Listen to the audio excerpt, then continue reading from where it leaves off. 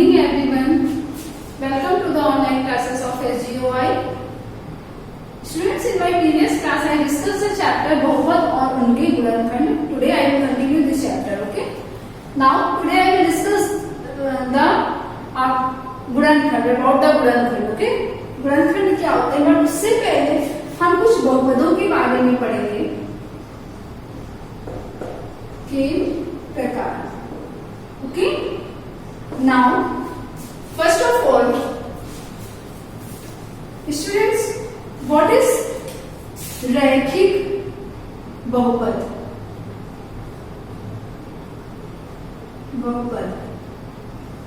Okay. If we have a linear equation, बहुपद means अगर हमारे पास कोई पॉलिनोमियल है और उसकी घात, आपको पता है घात क्या होती है? उसकी घात 1 है, तो वो बहुपद क्या होगा? आपका रैखिक बहुपद. इसकी अगर हम जनरल इक्वेशन बनाए तो वो होती है ax प्लस बी. ओके, यहाँ पे आप घात देखिए क्या है, 1 है कि नहीं. ये एग्जाम्पल है और इसकी जनरल इक्वेशन है. बट इस केस में a कभी भी 0 के इक्वल नहीं होगा. अगर a 0 हो जाता है तो आपका ये टर्म तो पूरा 0 हो जाएगा और फिर ये आपका रैखिक बहुपद नहीं बचेगा. ओके, तो क्योंकि वेरिएबल रहेगा ही नहीं तो a कभी भी 0 नहीं होगा. Okay, now the next is द्विघात बहुपद. यहाँ पे स्टूडेंट्स, अगर किसी इक्वेशन में हाईएस्ट पावर में उसकी घात अगर 2 है तो वो आपका एग्जांपल होगा द्विघात बहुपद का. ओके, और इसकी जनरल इक्वेशन होती है ax square plus bx plus c, और यहाँ भी a 0 नहीं हो सकता. नाउ त्रिघात बहुपद, इसकी 3x square plus 7x square plus 5x plus 3, ये इसकी जनरल, ये इसका एग्जाम्पल है. इसमें इसकी हाईएस्ट, इसकी घात क्या होगी? घात मतलब क्या होता है? वेरिएबल की हाईएस्ट पावर, तो वो कितनी होगी? 3. ओके, और इसकी अगर मैं जनरल इक्वेशन बनाऊं तो ax cube plus bx square plus cx plus d, where a does not equal to 0. Similarly, the next is चतुर्थघाती बहुपद.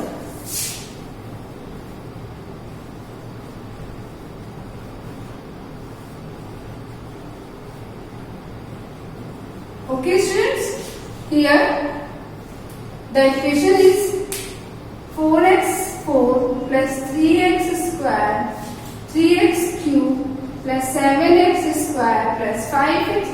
This is only the example. Okay, यहाँ पर इसकी हाईएस्ट पावर कितनी होगी? 4. वेरिएबल की हाईएस्ट पावर 4 होगी और इसकी जनरल इक्वेशन है bx cube plus cx square plus dx plus e where a does not equal to 0. तो ये है आपके बहुपद के प्रकार.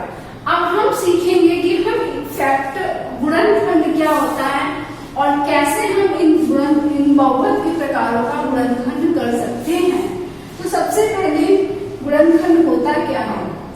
स्टूडेंट्स, अगर हमारे पास c है 12, we can write it in the form of 4 into 3.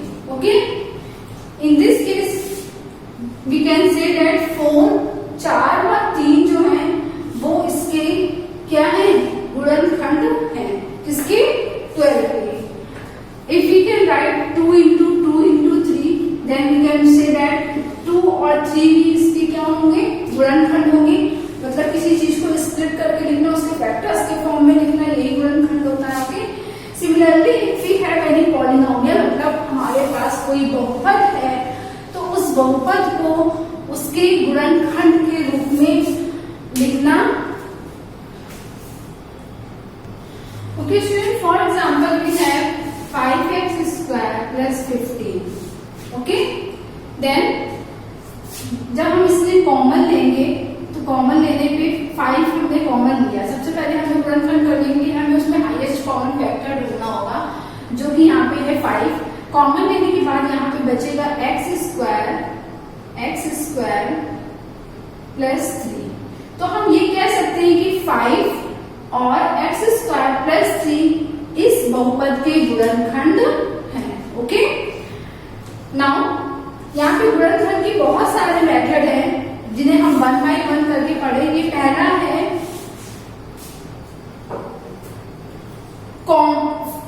उभयनिष्ठ गुणनखंड विधि। उभयनिष्ठ गुणनखंड विधि में हम क्या करेंगे, फॉर एग्जाम्पल हमें एक क्वेश्चन दिया गया है 8x + 12y। इसमें सबसे पहले हम इसमें कॉमन नंबर ढूंढेंगे। ओके, उभयनिष्ठ means common. Then if you take common 4, अगर हम 4 कॉमन लेते हैं तो हमें क्या मिलेगा 2x + 3y। और इसका आंसर क्या होगा 4 × 2x + 3y। ये इसके कॉमन, ये इसका आंसर है। सिमिलरली अगर हम यहाँ से x² कॉमन लेते हैं तो हमें मिलेगा x + 1। ये इसका क्या है answer. And the next method is पदों के समूह बनाकर बहुपदों के गुणनखंड। सेकंड क्या है, पदों के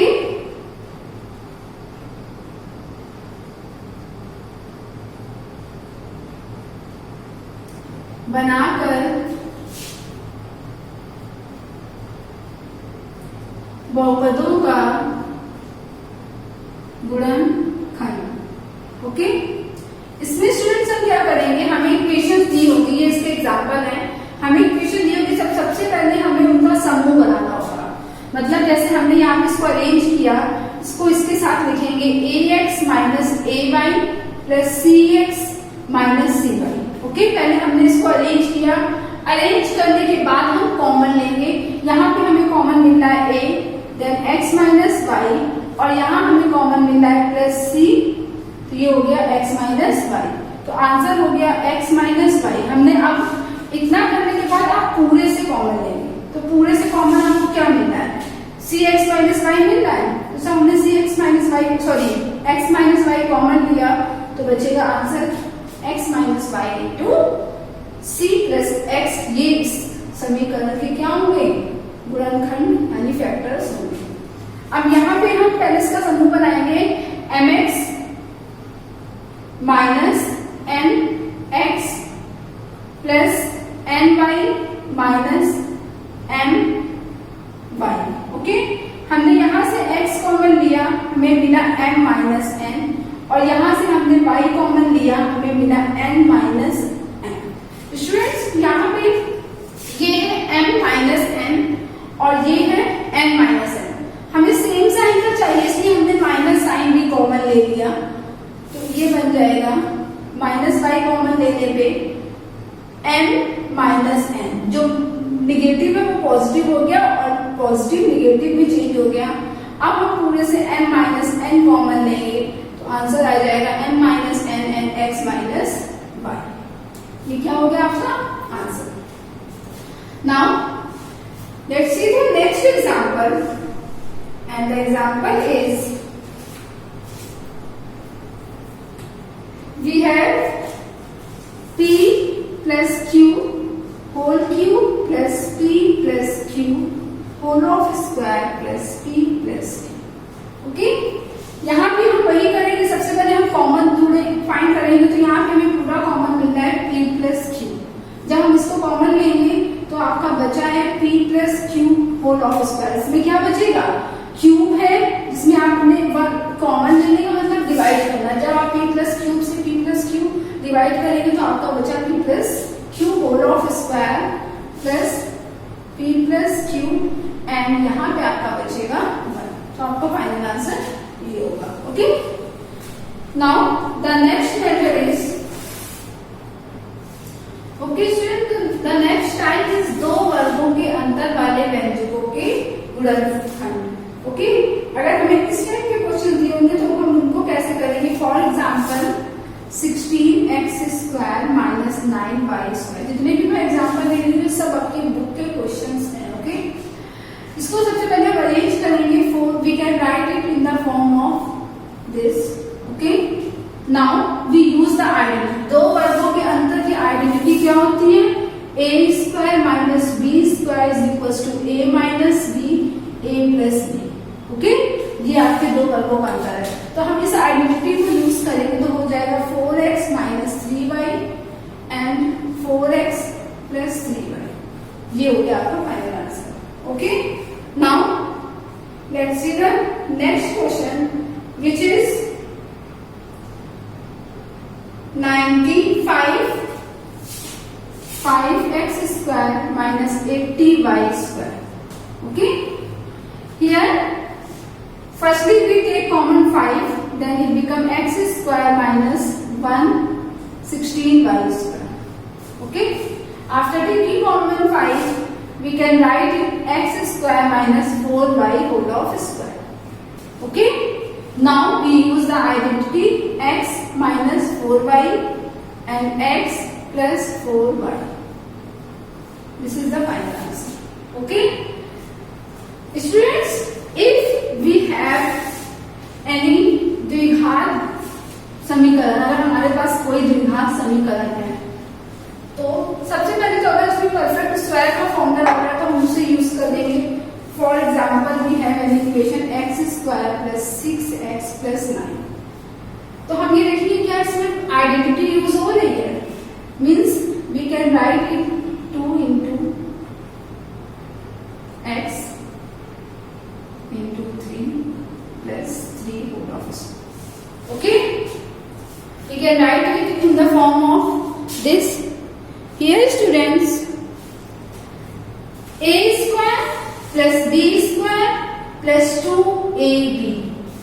We know that a square plus b square plus 2ab is equals to a plus b whole of square. Then we can write it x plus 3 whole of square. Then the factors are x plus 3 and x plus 3. Okay, now the next method is, or the next type of question is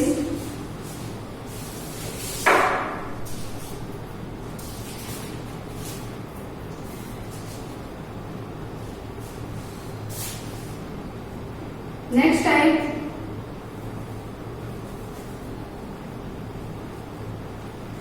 मध्य पदों को मध्य पद को दो भागों में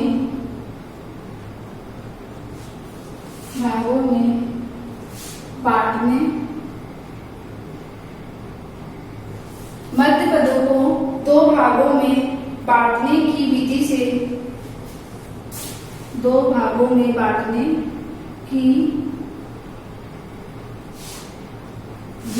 से मध्य पद को दो भागों में बांटने की विधि से द्विघात व्यंजकों का गुणनखंड। Okay, now see the example. Firstly इसको समझिए ये है क्या। इफ वी हैव एनी द्विघात समीकरण, वी ऑल नो दैट जो द्विघात समीकरण होता है उसकी जनरल इक्वेशन क्या होती है, ax square plus bx plus c। यहाँ पे आपके साइन चेंज हो सकते हैं, प्लस माइनस। ओके, तो ऐसी कंडीशन में जो सबसे मध्य पद होगा आपका वही है, इसको आप दो भागों में डिवाइड करोगे। ओके, वो डिवीजन ऐसा होगा कि इसका अगर हम इसको ऐड और सब्ट्रैक्ट करते हैं तो वो इसके इक्वल आना चाहिए, प्लस अगर हम इसको मल्टीप्लाई करते हैं तो वो इन दोनों के मल्टीप्लिकेशन के इक्वल आना चाहिए, मीन्स ये इसके इक्वल हो a इंटू सी के। Okay, now see the example. We have a question x square plus 5x plus 6। ओके, मैंने क्या बोला, आप पहले इसको दो भागों में डिवाइड करेंगे तो हमने इसको डिवाइड किया 3x प्लस 2x प्लस 6। अब चेक करिए, इन दोनों को ऐड करिए, 3x plus 2x is 5x। Okay, now 3x into 2x is 6x square and a into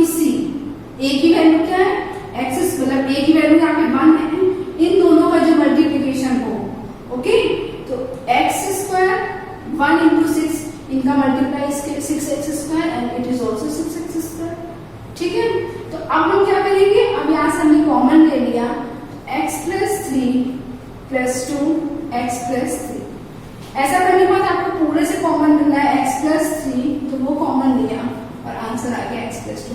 students, अगर आपने ये डिवीजन सही किया है तो आपको always in first two term में कॉमन मिलेगा, सेकेंड टू टर्म में कॉमन मिलेगा, उसके बाद यहाँ पूरे से एक कॉमन टर्म मिलेगा. बस आपने ये डिवीजन सही किया हो. यहाँ आपको साइन को भी लेके चलना है. For example we have x square plus 5x minus 6. This is another example. See the difference, here is plus 6 and here is minus 6. सिर्फ साइन चेंज होने से आपका डिवीजन चेंज हो जाएगा. अब हम यहाँ से लेंगे x square plus 6x minus x minus 6. Now check it. Plus 6x minus x is plus 5x and plus 6x into minus 6 is minus 6x square. and जब हम इसका मल्टीप्लाई करेंगे तो हमें क्या मिलेगा, माइनस 6x स्क्वायर. तो ये सही है. देखिए, सिर्फ साइन चेंज होने से हमारा डिवीजन चेंज हो गया. अब हमें यहाँ से कॉमन मिल रहा है x, then we get x plus 6 और इससे कॉमन लेंगे माइनस 1 देन x प्लस 6. अगर आपको डिवीजन सही किया तो आपको पूरे से भी कॉमन मिलेगा जो कि x प्लस 6 है एंड x माइनस 1. ये आपका final answer. Okay, let's see some another example.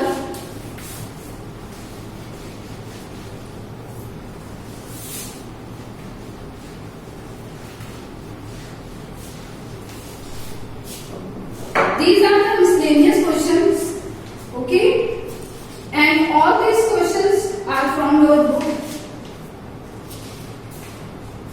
The next question is, we have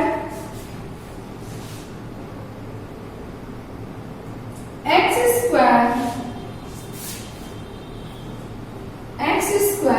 minus 2x whole of square minus 23 x square minus 2x plus 120. Okay. Now students, what will we do? Firstly, we let, in this type of question we let x square minus 2x is equals to a. You can let a, b, c, anything. Okay. Now put this value, it become a square minus 23a plus 120. अब ये आपका यहाँ समीकरण बन गया. आप इसको easily factorise कर सकते हो. सबसे पहले क्या करेंगे, 23 को स्प्लिट करेंगे. कैसे स्प्लिट करेंगे कि हमको ऐड और सब्ट्रैक्ट करने पे 23 है, बट मल्टीप्लाई करने पे 120 a स्क्वायर है. देन स्टूडेंट्स, अगर हम इसमें लेते हैं, okay student, we can write a square minus 15a minus 8a plus 120. Okay. Now 15 plus 8 is 23. Minus 15 है, minus 8 is minus 23. और जब हम इसका मल्टीप्लाई करेंगे तो क्या मिलेगा हमें, 120. यहाँ से हमने a कॉमन लिया तो a माइनस 15 एंड यहाँ से हमने माइनस 8 कॉमन लिया तो मिलेगा a माइनस 15. माइनस 8 कॉमन लेंगे आप तो जब आप 120 को 8 से डिवाइड करेंगे तो आपको क्या मिलेगा, माइनस 15. और माइनस कॉमन हमने क्यों लिया है, क्योंकि हमें ऐसा टर्म चाहिए a माइनस 15, हमें a प्लस में चाहिए था, इसलिए हमने माइनस कॉमन लिया. अब पूरे से कॉमन लेंगे a minus 15, then we get a minus 15 and a minus 8 is okay. Now ये आपका फाइनल आंसर नहीं होगा. आपने a लेट किया तो आपको इसको रिमूव करना होगा. इसकी वैल्यू रखिए x square minus 2x minus 15. Okay, और यहाँ पे हो जाएगा x square minus 2x minus 2x minus 8. Now students, हम देखेंगे कि ये फिर से फैक्टर्स हो रहा है. ओके, तो हम इनको फिर से सॉल्व करेंगे. आगे x square minus 2x minus 15 and x square minus 2x minus 8. Now students, 15. Now 5 3s are 15. Then x square minus 5x plus 3x minus 15. Okay, 5 minus 3 is minus 2 and जब इसको multiply करेंगे तो 15 मिलेगा. इससे हमने x common लिया तो x minus 5 और यहाँ से हमने 3 कॉमन लिया x माइनस 5. ओके, पूरे से x माइनस 5 पूरे से कॉमन लिया और ये हो गया x प्लस 3. ओके, नाउ इसको फैक्टराइज करेंगे तो ये हो जाएगा x स्क्वायर और हमें लाना है 8. ओके, देन स्टूडेंट्स 4 2 सा 8 minus 4x plus 2x. Sign पे आपको मेन फोकस करना है. Minus 4x plus 2x is minus 2x और जब इसका हम मल्टीप्लाई करेंगे तो हमें मिलेगा minus 8x square. Now x common लिया तो यहाँ आया x माइनस 4 प्लस 2 कॉमन लिया तो x माइनस 4. ये हमें मिला x माइनस 4 हमने पूरे से कॉमन ले लिया और x प्लस 2. ये आपका क्या हो गया फाइनल आंसर. ओके, क्वेश्चन आपका ये था, आप इसको ऐसे करेंगे. ओके स्टूडेंट्स, ये आज के लिए है. इसके नेक्स्ट क्लास में हम और क्वेश्चन डिस्कस करेंगे. इनकी हेल्प से आप अपने एक्सरसाइज से क्वेश्चंस लगा सकते हैं. Thank you so much.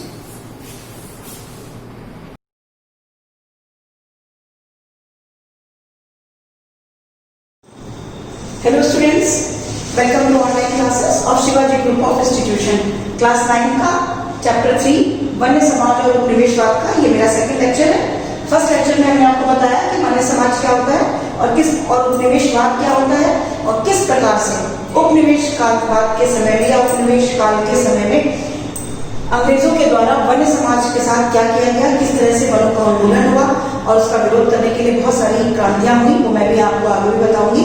हमने आपको वनोन्मूलन के बहुत सारे कारण बताए और किस प्रकार से जो वन थे उनको एक उत्पादित जो है वो क्षेत्र के रूप में धीरे धीरे उनको समझ में आया और किस तरीके से डायरेक्ट ब्रांडेस ने बहुत सारे कानूनों के साथ बहुत सारे जैसे भारतीय वन सेवा, भारतीय वन अधिनियम और बहुत सारे जो है वो देहरादून में भी उसने एक संरक्षण को लेकर एक जो है वो इंस्टीट्यूट भी खोला. इस तरह की बहुत सारी चीजें हमने आपको अपने प्रीवियस वीडियो में बहुत अच्छे से समझाई. एंड नाउ अब हम आपको बताएंगे कि किस तरीके से जो भारतीय वन अधिनियम बना था वो उसके कौन कौन से उसमें कानून थे और उस कानूनों का वन्य के समाज पर क्या असर पड़ रहा था. तो जो भारतीय वन अधिनियम था उसमें 2 बार पुनर्स्थापित हुआ. एक बार जो उसमें सारे रूल्स और रेगुलेशन थे उनको 2 बार जो है वो चेंज किया गया और उसमें जब 1878 में क्या किया गया, जो वन थे उनको 3 भागों में बांट दिया गया. उनको 3 कैटेगरीज में डिवाइड किया गया. पहली थी जिसको सुरक्षित वन कहा गया, दूसरी कैटेगरी आरक्षित वन की थी और तीसरी वन गाँव की थी. अब देखिए सुरक्षित वन क्या होता है. इसमें क्या था, छोटे छोटे प्रतिबंधों के साथ में मतलब सामान्य प्रतिबंधों के साथ में पशुओं को चराने की अनुमति दी गई. मतलब ग्रामवासियों को छोटे छोटे से प्रतिबंधों के साथ पशुओं को चराने की अनुमति दी गई. इस क्षेत्र में, इन क्षेत्रों में जहाँ पर जो ग्रामवासी थे वो पशुओं को चरा सकते थे, ये जो वन थे वो सुरक्षित वन के रूप में जाने जाते थे. अब देखिए आरक्षित वन क्या थे. वो वन जो कि व्यापारिक दृष्टि से बहुत महत्वपूर्ण है, जिनका व्यापार के लिए हम बहुत अच्छे से प्रयोग कर सकते हैं. ऐसे वनों को वहां पर उन्होंने क्या किया, कृषि को प्रतिबंधित कर दिया कि वहां पर कोई भी ग्रामवासी कृषि नहीं करेगा, क्योंकि कृषि करने के लिए उनको जंगल को साफ करना पड़ता था, पेड़ों को काटना पड़ता था. बट वो पेड़ व्यापारिक दृष्टि से महत्वपूर्ण थे, इसलिए इस कैटेगरी में जो आरक्षित वनों की कैटेगरी थी उसमें उन्हीं वनों को रखा गया जो कि महत्वपूर्ण है और वहां पर कृषि को प्रतिबंधित कर दिया गया, मतलब मना कर दिया गया. तीसरे थे वन गाँव. वन गाँव में भी उन वनों को आरक्षित वनों की श्रेणी में डाला गया और ये कहा गया, शर्त क्या थी, जो भी वहाँ के ग्रामवासी थे, जो भी वहाँ के जो है वो लोकल पीपल्स थे, उनके लिए शर्त थी कि वो पेड़ों को काटने के लिए, ढुलाई करने के लिए, वनों को आग से बचाने में, इन 3 चीजों में मतलब काटने में, ढुलाई में और वनों को आग से बचाने में वन विभाग की मदद करेंगे निःशुल्क, बिना किसी पैसे के. और उसके बदले में वो उनसे जो है कुछ लकड़ी या कुछ चीजें जो भी उनकी शर्तों में थी वो उनको दे सकते हैं. तो इस प्रकार से 3 कैटेगरीज में वनों को बांट दिया गया. अब देखिए जो ये हमारा भारतीय वन अधिनियम था, जब ये तो इस तरह से बांटा गया और उसके बाद उसके जो कानून थे, उन कानूनों के तहत जब वो कानून बनाए गए, जब हमने देखा भारतीय वन अधिनियम लागू हो गया पूरी तरीके से, पुनर्स्थापित होने के बाद भी जो लास्ट में निकल कर आया उसमें क्या किया गया, उसमें इन सब चीजों के ऊपर उनमें बैन लगा दिया गया. ये सारी चीजें इसमें था मत्स्य पालन, वो मत्स्य पालन नहीं कर सकते थे. लकड़ी जो एकत्रित करी जाती थी, जो लोग जंगलों से लकड़ियां बीन कर लाते थे वो प्रतिबंधित कर दिया गया। फलों को तोड़ना, फलों को लेना वो प्रतिबंधित हो गया। उसी के साथ झूम खेती पर पूरी तरीके से प्रतिबंध लगा दिया गया कि कोई भी ग्रामवासी झूम खेती नहीं कर सकते हैं। इसके साथ शिकार पर प्रतिबंध कर दिया गया और एट लास्ट पशु चारण पर भी प्रतिबंध लगा दिया गया। तो इस तरह के ये सारे जो प्रतिबंध थे वो उस कानून के तहत वहां पर रहने वाले लोगों पर लगाए गए। अब इसके बाद क्या होना चाहिए, क्या प्रभाव आएगा?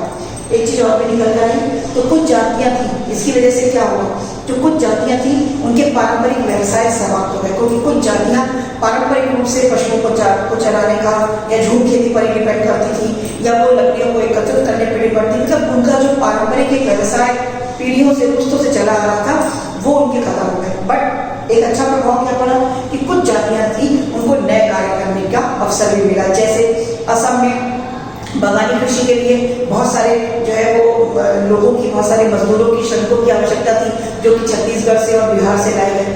तो आए उनको काम मिला बट बहुत लो वेजेस पे, बहुत कम वेतन पे, और जो वर्किंग कंडीशन थी वो भी बहुत वर्स्ट थी, वो भी बहुत खराब थी।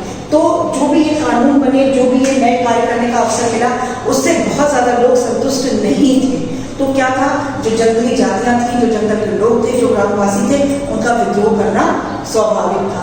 अब उन्होंने विद्रोह किया। अब यहाँ पर हमने आप बहुत सारी जगह पे, और ये सिर्फ केवल भारत में ही नहीं हुआ, ये पूरे विश्व में हम बहुत सारे जंगलों के बारे में अगर देखें तो हम देखेंगे कि किस तरीके से जब उनके जीविकोपार्जन को छीन लिया गया या उन्हें उनके घर से बाहर निकाल दिया गया या उनके पारंपरिक व्यवसाय से उनको दूर कर दिया गया, तो किस प्रकार से उन्होंने विद्रोह किया। यहाँ पर जो हम एग्जाम्पल लेके चल रहे हैं वो बस्तर का लेके चल रहे हैं। 1910 में बस्तर छत्तीसगढ़ का एक छोटा सा जगह है, एक छोटा सा गांव है। वहाँ पे लोग जो है जंगल पर ही आधारित हैं। वहाँ पर मुरिया मोहन, भद्रास और हरवास नाम की जातियां हैं जो वहाँ पर रहती हैं।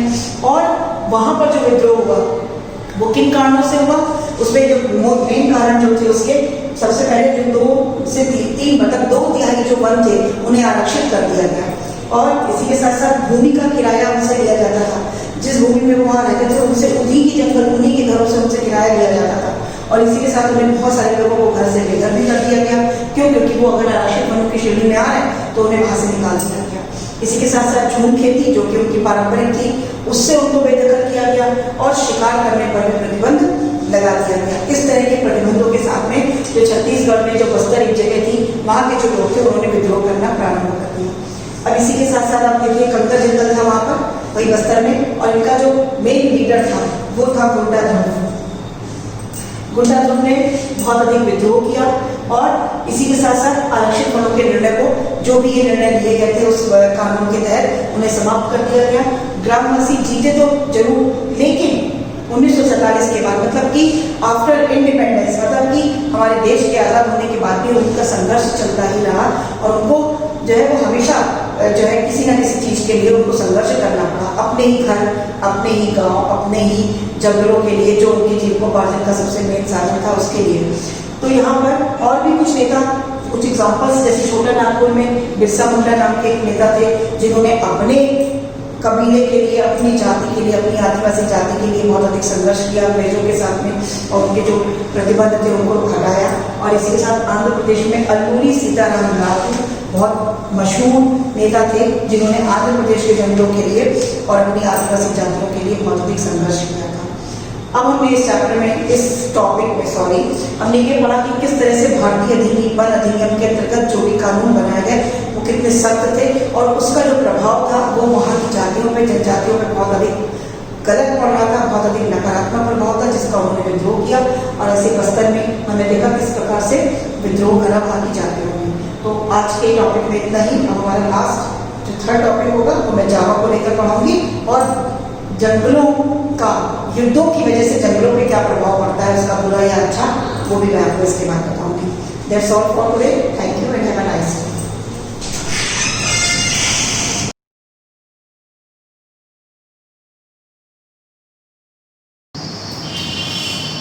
Hello students, good morning.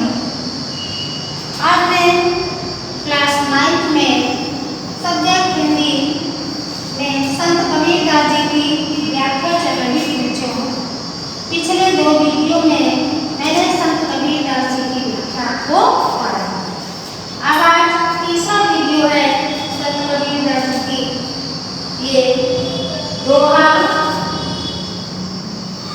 जो शीर्षक है 7वीं, उसको मैं आपको पढ़ा रही हूँ। देखिए, दोहा नंबर कितना है? 11। 10 तक पढ़ा दिया था, 11 में देखिए, कबीरा कहा करम लो ऊंचे देख आवास। आवास माने क्या होता है? घर, मकान, महल। काली करे रहे लोग करना ऊपर जाने आकाश। कबीरदास जी कहते हैं, मनुष्यों को सावधान करते हुए कहते हैं कि हे मनुष्य, तो अपने ऊंचे ऊंचे महलों को देखकर, अपने ऊंचे ऊंचे आवास को देखकर क्यों घमंड करता है, क्यों गर्व करता है? काय पड़ा है कुछ समय के बाद तुझे इस संसार से विदा लेनी होगी, तब तो तुझे जमीन पर लिखना पड़ेगा और तेरे ऊपर घास। कवि का भाव है कि हमें अपने रुपया, पैसा, धन संपत्ति को देखकर, बड़े बड़े महलों मकानों को देखकर कभी भी घमंड नहीं करना चाहिए, क्योंकि इस संसार में जो कुछ भी दिखाई देता है वो सब नश्वर है, नाशवान है, केवल प्रभु का नाम ही एक सच्चा है। से देखें, कबीरा कहा करम। कबीरदास जी कहते हैं कि हे मनुष्यों, सावधान करते हुए कहते हैं कि तुम अपने ऊंचे ऊंचे महलों को देख करके तुम्हें घमंड नहीं करना चाहिए, क्योंकि काय पड़ा है लोग ना, क्योंकि कुछ समय के पश्चात तुम्हें इस संसार से विदा होना होगा और तब तुम्हें भूमि पर लेना होगा और तुम्हारे ऊपर घास होगी। 12वें नंबर का दोहा देखिए, यह ऐसा संसार है जैसा सैंडल। कबीरदास जी कहते हैं,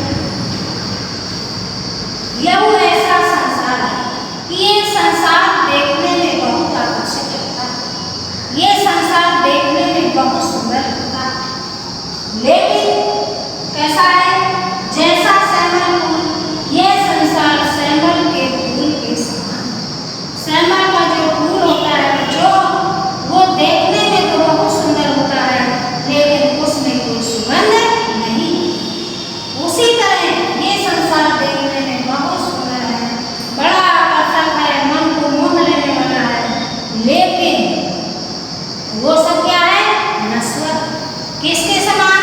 सैंडल के फूल के समान। दिन दस के व्यवहार को झूठे नहीं। इसलिए कबीरदास जी कहते हैं कि हे मनुष्यों, कुछ समय के लिए सुख सुविधाओं को देख करके हैं अपने अहंकार को नहीं भूलना चाहिए। झूठे रंग न भूली, यानी सांसारिक वस्तुओं को देख करके हमें घमंड नहीं करना चाहिए। उसे देख लें, यह ऐसा संसार है। कबीरदास जी कहते हैं कि यह संसार सैंडल के फूल के समान। जिस प्रकार सैंडल का फूल देखने में बहुत आकर्षक लगता है, बड़ा खूबसूरत लगता है, लेकिन उसमें कोई सुगंध नहीं, उसी प्रकार यह संसार भी क्या है? कुछ समय के लिए देखने में बड़ा सुंदर लगता है, बड़ा खूबसूरत लगता है, लेकिन ये जो वस्तुएं हमें दिखाई दे रही हुए सब नाशवान है, सब नश्वर है, शीघ्र ही नष्ट होने वाली। इसलिए हमें झूठे सुखों में नहीं पड़ना चाहिए, हमें झूठे सुखों में नहीं पड़ना चाहिए। 13वें में, इन्हीं अवसर चेत्या नहीं पशुदेव पाली है। कबीरदास जी मनुष्यों को चेतावनी देते हुए कहते हैं कि हे मानव, अगर तुमने इस अवसर को भी त्याग किया, इस अवसर पर भी जागृत नहीं हुए और पशुओं की तरह अपनी देह पाले। जिस प्रकार पशु, उसे सिर्फ खाने पीने से मतलब होता है और उसे किसी चीज से कोई मतलब नहीं, लेकिन एक मानव को हर चीज से मतलब, जैसे राम नाम जाड़िया नहीं अंत भरी। कि पशुओं की तरह ये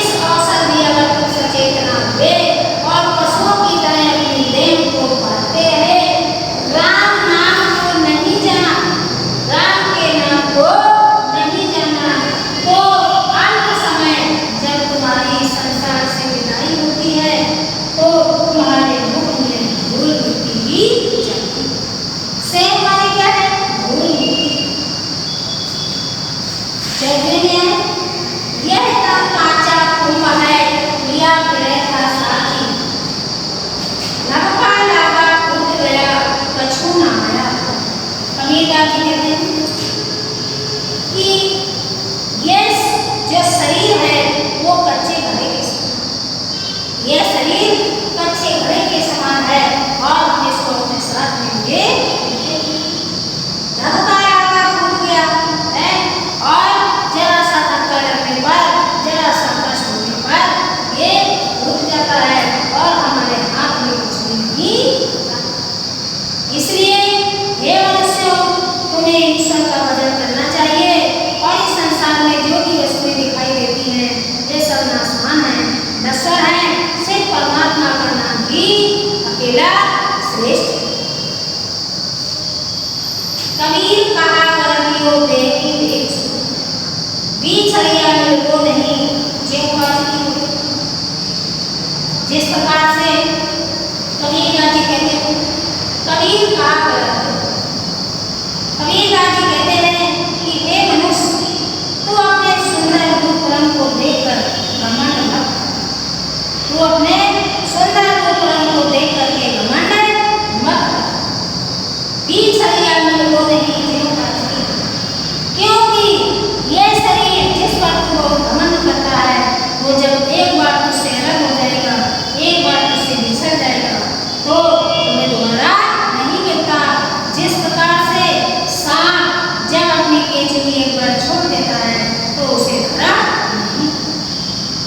ये बात बच्चों ऐसे मैं सारे जगह आपको पढ़ा रही हूँ।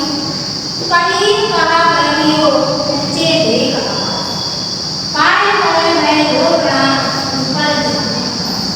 कबीरदास जी कहते हैं, मनुष्यों को सचेत करते हुए कहते हैं कि हे मनुष्य, तू अपने ऊंचे ऊंचे आकाशों को, ऊंचे ऊंचे महलों को देख करके घमंड मत। काय करम है घोर प्रणाम। कुछ समय के पश्चात जब उन्हें संसार से विदा लेनी होगी तब उन्हें जमीन पर लौटना होगा और तुम्हारे ऊपर घास जमी। कवि का भाव है कि इस संसार में जो भी वस्तुएं दिखाई देती हैं वे सब नाशवान है, नश्वर है, परमात्मा का नाम ही श्रेष्ठ है। दूसरे में यह ऐसा संसार है जैसे सैमल, बिना दस के व्यवहार को झूठे नहीं। कबीरदास जी कहते हैं ये संसार कैसा है, सैमल के फूल के समान। जिस प्रकार सैमल का फूल देखने में अति सुंदर होता है, बहुत खूबसूरत होता है, लेकिन उसमें कोई सुगंध नहीं। उसी प्रकार से इस संसार में भी कोई सुगंध नहीं। बिना दस के व्यवहार को, यानी हे मनुष्य, तू कुछ समय के लिए अपने ये झूठे दिखाने से दूर, यानी इस झूठे रंगों में ना पड़, अर्थात परमात्मा की भक्ति में अपना मन। तेरे में देखिए यही अवसर चेत्या नहीं बस ज्यों पाली।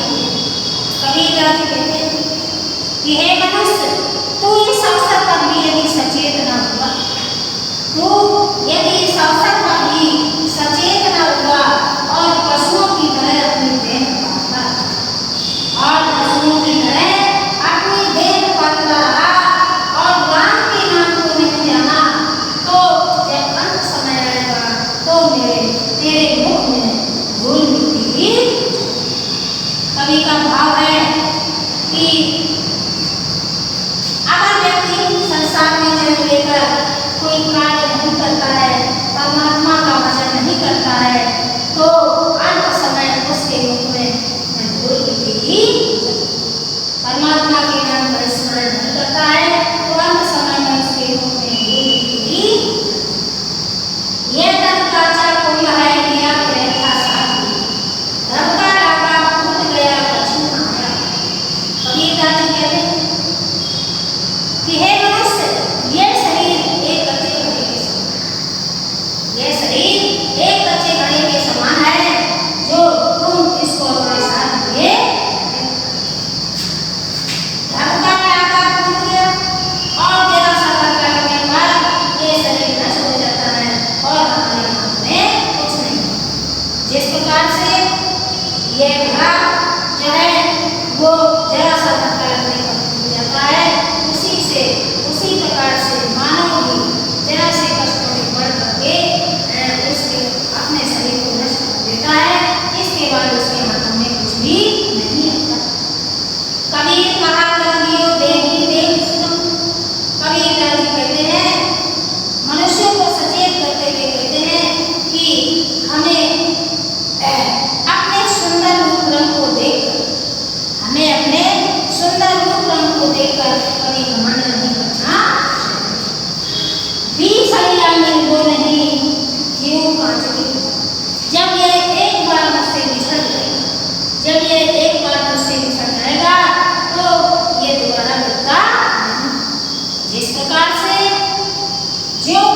निजम इस प्रकार से सब जब एक बार अपनी पीछे छोड़ देता है तो वो दोबारा उसे पूरा नहीं करता।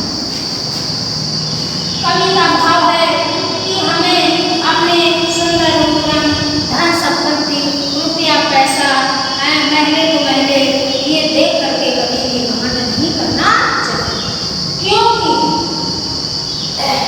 ये छड़िया में तोड़े ये जो शरीर है ये एक बार जब हमसे बिछड़ जाता है तो दोबारा नहीं मिलता है। जिस प्रकार से सांप जब अपनी केंचुली एक बार छोड़ देता है तो दोबारा उसे पूरा नहीं करता। अब बच्चों ये 11 से 15 तक ये दोहे मैंने आपको बताए। देखिए आप उसमें हर एक दोहे में संकेत डालेंगे, एक संदर्भ लिखेंगे। संदर्भ देखिए प्रस्तुत पद्यांश हमारे पाठ्य पुस्तक हिंदी के काव्य खंड में संकलित साथी शीर्षक से उद्धृत किया है। इसकी रचयिता भक्ति काल की ज्ञानाश्रय शाखा के प्रवर्तक संत कबीरदास जी।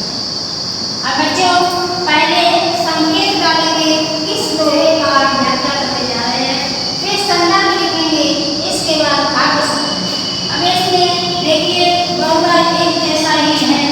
रस क्या है? शांत रस। छंद क्या है? दोहा छंद। अलंकार क्या है? अनुप्रास। अनुप्रास और रूपक। भाषा क्या है? सदुपरी।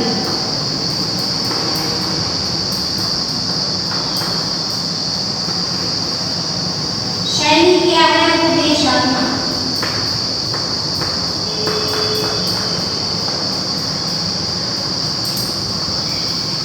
और गुण क्या है? लक्षण। शब्द शक्ति लक्षण। इस प्रकार से बच्चों आप प्रत्येक दोहे की व्याख्या करेंगे। पहले संकेत डालेंगे, फिर संदर्भ लिखेंगे। संदर्भ आपको एक ही बार लिखना है और इसके बाद काव्य संदर्भ हर एक दोहे में करेंगे। ठीक है बच्चों, आज ये इतना समझ में आया। आज के लिए इतना ही है।